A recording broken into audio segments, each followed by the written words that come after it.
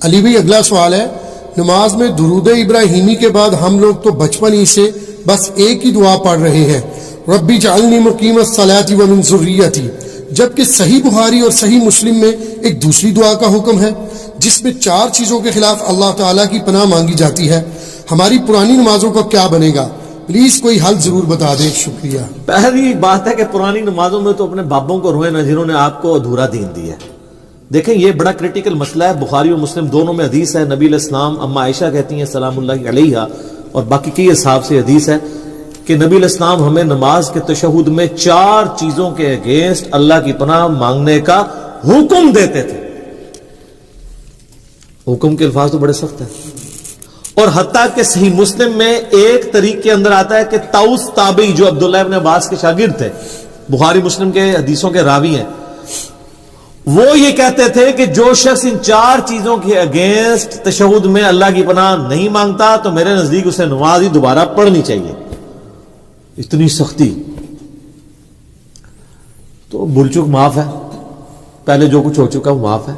یہ جو ان کی سختی ہے یہ بھی تاکید کے لیے، ویسے تو کوئی تشہد کے بعد درود شریف پڑھ لے تو اس کی نماز کامل ہے، دعائیں سنت میں آتی ہیں، فرائض میں نہیں آتی، لیکن طاؤس تابعی رحمہ اللہ کا یہ موقف تھا، چونکہ نبی اسلام نے حکم دیا ہے نماز میں پڑھنے کا، اس کو حکمیہ لینا چاہیے۔ تو بخاری مسلم الفاظ ہیں 4 چیزوں کے شر سے، مختلف الفاظ کے ساتھ ہیں، وہ چیزیں 4 ہی ہیں۔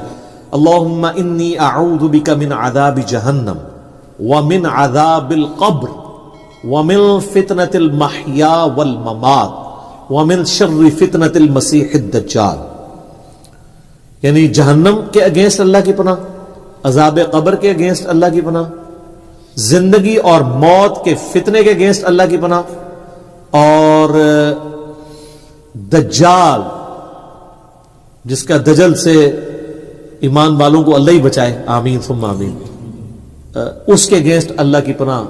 یہ 4 چیزوں کے شر کے اگینسٹ۔ باقی یہ بات صحیح ہے کہ بخاری شریف میں الفاظ ہیں جب تم تشہد میں درود شریف پڑھ چکو اس کے بعد جو چاہو اپنے رب سے مانگو۔ اس کے تحت صرف یہ دعا نہیں، یہ دعا تو ہے ڈیٹم لیول پہ کمپلسری، اس کے بعد آپ کو جو دعائیں یاد ہیں کتاب و سنت میں عربی زبان کے اندر، دعائیں معصورہ ان کو کہتے ہیں، وہ پڑھیں۔ مثلا ایک دعا تو آپ ضرور پڑھیں جو بخاری مسلم دونوں میں کہ نبی علیہ السلام نے، انس بن مالک کہتے ہیں اور کوئی دعا پڑھیں نہ پڑھیں، یہ دعا آپ نے زندگی بھر نہیں کبھی چھوڑی۔ اللہم ربنا آتنا فی الدنیا حسنہ وفی الآخرۃ حسنۃ وقنا عذاب النار۔ اس سے پرفیکٹ دعا ہی کوئی نہیں ہے۔ اے اللہ مجھے دنیا میں بھی بھلائیاں عطا فرما اور آخرت میں بھی بھلائیاں عطا فرما، اور سب سے بڑی بھلائی آخرت کی کیا؟ وقنا عذاب النار، آگ کے عذاب سے بچا۔ یہ اس سے بڑی کوئی دعا نہیں ہے، اور سب دنیا کے ہر کام کے لیے یہی دعا ہے۔ کسی کی اولاد نہیں ہو رہی تو یہ ہے، کسی کی نوکری کا ایشو ہے یہ ہے، کسی کو بیماری کا ایشو ہے یہ ہے، بھلائی ہے نا۔ اور مسلم شریف میں بڑی پیاری حدیث ہے، ایک صحابی کے بارے میں آتا ہے صحیح مسلم میں کہ وہ اتنے کمزور ہوئے گویا کہ چڑیا کی طرح ان کا ڈھانچہ ہو گیا، تو نبی علیہ السلام ان کی عادت کے لیے گئے۔ آپ کو اندازہ ہو گیا کہ اس نے کوئی کام ڈالا ہوا ہے۔ آپ فرمایا تو اللہ سے کیا مانگتا ہے؟ اس نے عرض کیا اللہ کے رسول میں تو اللہ سے یہ مانگتا ہوں کہ اے اللہ جو تو نے مجھے آخرت میں عذاب دینا ہے نا دنیا ہی میں دے لے۔ ہوئے ابے سبحان اللہ، کیا تم اللہ کے عذاب کو برداشت کرنے کی طاقت رکھتے ہو؟ یہ تم کیوں کہہ رہے ہو کہ اللہ جو مجھے آخرت میں عذاب دینا دنیا میں دے لے؟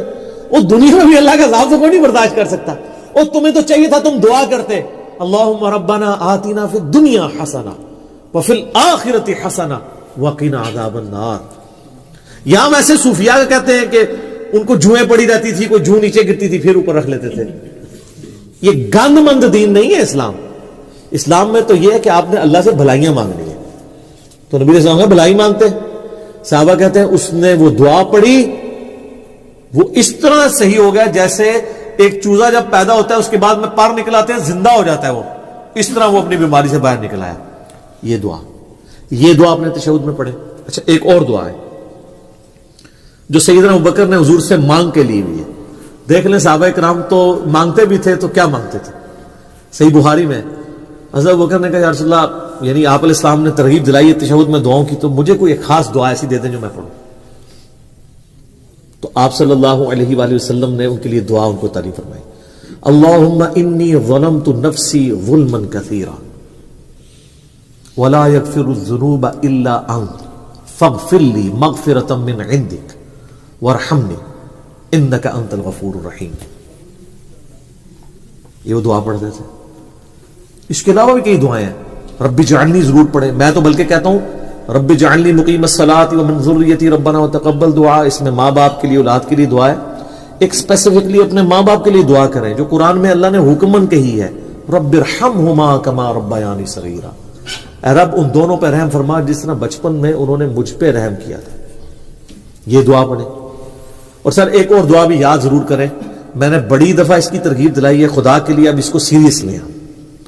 مشکات شریف میں 748 نمبر حدیث ہے. یہ مجھے زبانی یاد ہو گیا ہے نمبر بتا کے, ترمذی کے حوالے سے. جامعہ ترمذی میں سورہ صاد کی تفسیر میں یہ آیت ہے, یہ والی حدیث ہے. مشکات میں کتاب المساجد چیپٹر میں پہلی جلد میں 748 نمبر حدیث ہے. نبی علیہ السلام نے جب اللہ کی خواب میں زیارت کی تھی تو انہوں نے اللہ تعالیٰ سے وہ دعا مانگی تھی. جب نبی علیہ السلام کو اللہ نے کہا مانگ, کیا مانگتا ہے, تو آپ نے کہا اللہم انی اسألک فعل الخیرات وترک المنکرات وحب المساکین وان تغفر لی وترحمنی وَإِذَا أَرَدْتَ فِتْنَةَ فِي قَوْمٍ فَتَوَفَّنِي غَيْرَ مَفْتُونٍ أَسْأَلُكَ حُبَّكَ وَحُبَّ مَن يُحِبُّكَ وَحُبَّ عَمَلٍ يُقَرِّبُنِي إِلَى حُبِّكَ. کیا پرفیکٹ دعا ہے. یہ تشہد میں ضرور پڑھا کریں, بلکہ سجدے میں پڑھا کریں.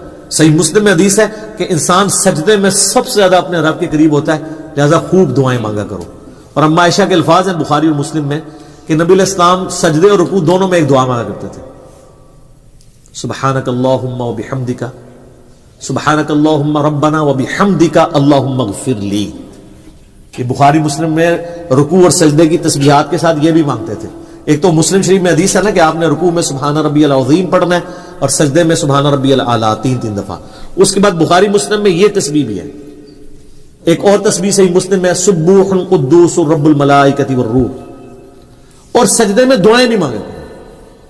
اور ایک دعا تو میں نے آپ کو کئی بار بتائی ہے, ہماری کامیابی کا جو راز ہے, اصحاب کہف کی دعا, ربنا آتنا من لدنک رحمتا وہیئ لنا من امرنا رشدا. اے رب